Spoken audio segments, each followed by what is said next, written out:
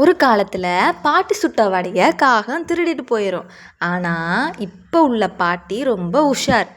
இப்போது homemade ஸ்நாக்ஸ்னு online business ஆரம்பிச்சிருக்காங்க.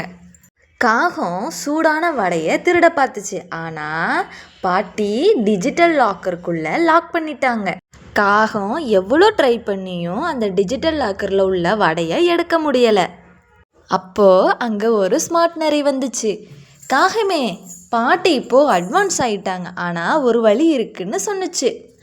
அந்த நரி ஒரு லேப்டாப் எடுத்துகிட்டு பாட்டியோட வைஃபை பாஸ்வேர்டை ஹேக் பண்ணி டெலிவரி பாய் மாதிரி ஒரு மெசேஜ் அனுப்புச்சு. பாட்டி வடையை எடுத்துகிட்டு வெளியே வந்த உடனே நரி அதை அமைக்கிடலான்னு பிளான் பண்ணுச்சு. ஆனால் நம்ம பாட்டி தான் ரொம்ப விவரம் ஆச்சுல்ல. சிசிடிவியில் எல்லாம் பார்த்துட்டு போலீஸுக்கு ஃபோன் பண்ணலை. நரிக்கு காகத்துக்கும் கியூஆர் கோடு அனுப்பி ஸ்கேன் பண்ணி காசு அனுப்பிட்டு வடையை வாங்கிட்டு போங்கடான்னு அது ரெடி போட்டுட்டாங்க. நரியும் காகமும் ஒன்றுமே புரியாமல் முழிச்சுக்கிட்டு நின்னாங்க.